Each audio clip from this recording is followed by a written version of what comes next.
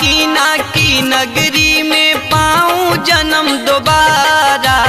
कीना बाबा नाथ है हमारा, तुम्हारा तुम्हारा हमारा।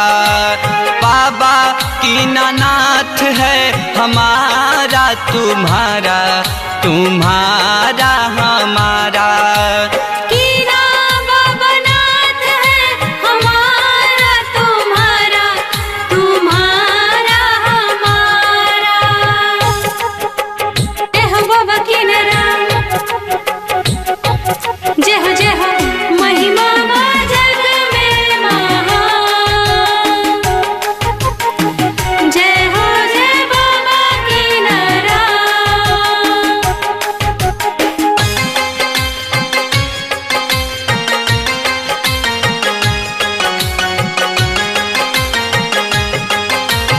इस नगरी के कंकड़ पत्थर हम बन जाएं, भक्त हमारे ऊपर चढ़ के दर्शन करने जाएं।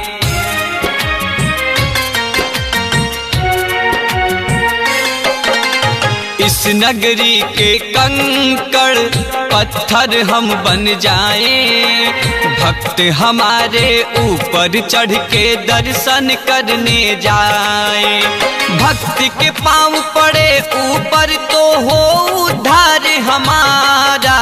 बाबा कीना नाथ है हमारा, तुम्हारा तुम्हारा हमारा।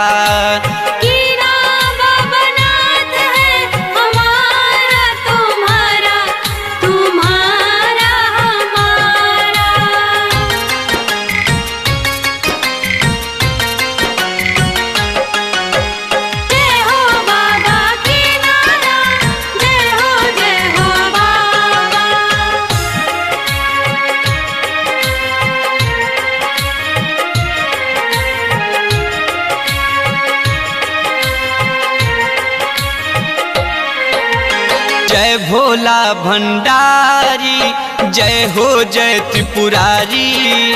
रख लो लाज हमारी, बाबा कहेल छोटू बिहारी।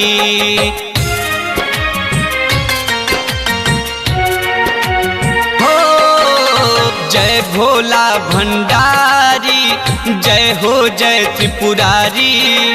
रख लो लाज हमारी, बाबा कहेल छोटू बिहारी।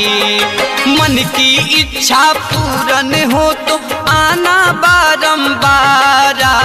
बाबा कीना नाथ है हमारा, तुम्हारा तुम्हारा हमारा।